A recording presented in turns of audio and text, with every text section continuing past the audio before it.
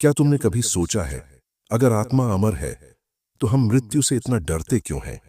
क्योंकि डर हमेशा उस चीज से लगता है जिसे हम जानते नहीं, समझते नहीं, महसूस नहीं। हम मरने से नहीं, बल्कि मृत्यु के बाद क्या होगा, इस अनजाने सवाल से डरते हैं। हमारा पूरा जीवन इस शरीर से जुड़ा है, इसकी धड़कन, इसकी सांसें, इसका चेहरा, इसकी पहचान। और एक दिन जब कोई कह देता है कि यह सब खत्म हो जाएगा, तो भीतर एक कंपन उठता है। लेकिन सच ये है कि हम कभी खत्म नहीं होते। सोचो, जब तुम सपने में होते हो, शरीर बिस्तर पर पड़ा होता है, लेकिन तुम किसी और जगह, किसी और दुनिया में घूम रहे होते हो। क्या उस समय तुम जीवित नहीं हो? शरीर से अलग होकर भी तुम्हारा अनुभव जारी रहता है। वैसे ही मृत्यु बस एक दरवाजा है, एक कमरे से निकलकर दूसरे कमरे में जाने जैसा। लेकिन यहां एक बात है, हम में से ज्यादातर लोगों ने अपनी आत्मा को कभी महसूस नहीं किया। हमने आत्मा का नाम सुना, किताबों में पढ़ा, मंदिर में सुना, गुरुओं से सुना, पर महसूस शायद नहीं। जब तक हम खुद उस अमर अस्तित्व को नहीं पहचान लेते, मौत हमें डराती रहेगी। मैं तुम्हें एक कहानी सुनाता हूं। हिमालय में एक साधु थे जिनका नाम था स्वामी अनंतानंद।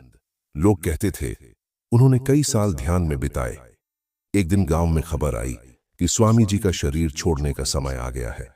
गांव वाले रोने लगे, डरने लगे, लेकिन स्वामी जी मुस्कुरा रहे थे। किसी ने पूछा, गुरुदेव, क्या आपको डर नहीं लगता? स्वामी जी ने आंखें बंद की और बोले, जिस चीज को मैंने जीवन भर देखा ही नहीं, उससे डर कैसा? मैं तो रोज ध्यान में मृत्यु को जीता हूं और हर बार देखता हूं कि मैं शरीर नहीं हूं, मैं तो बस यात्री हूं जो अगले पड़ाव पर जा रहा है। क्या यह अद्भुत नहीं है?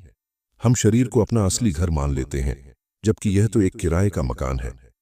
आत्मा इसमें थोड़ी देर रहती है और फिर आगे बढ़ जाती है।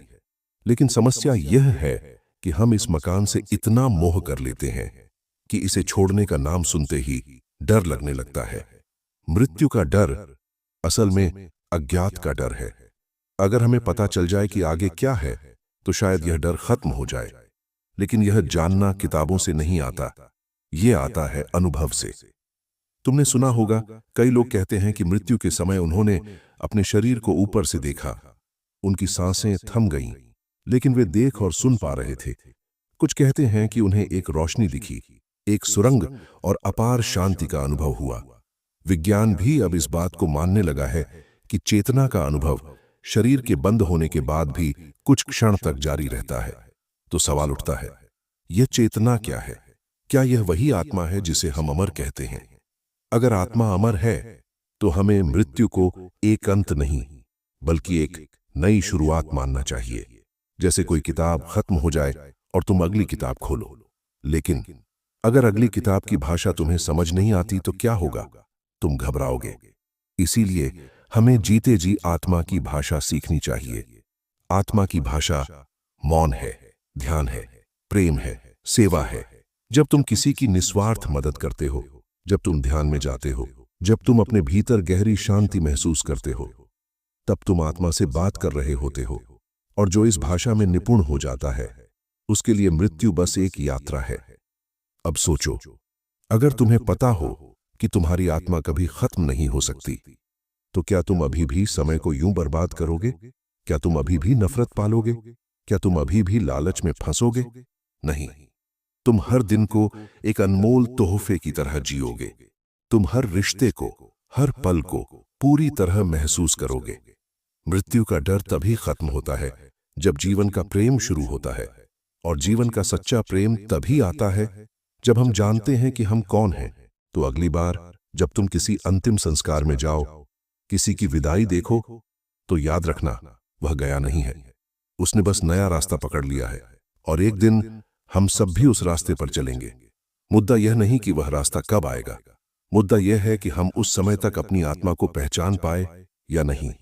इसलिए आज से अपने भीतर उतरना शुरू करो, ध्यान करो, मौन में बैठो, अपने आप से पूछो, मैं कौन हूं? और तब तुम्हें महसूस होगा कि मौत सिर्फ एक शब्द है।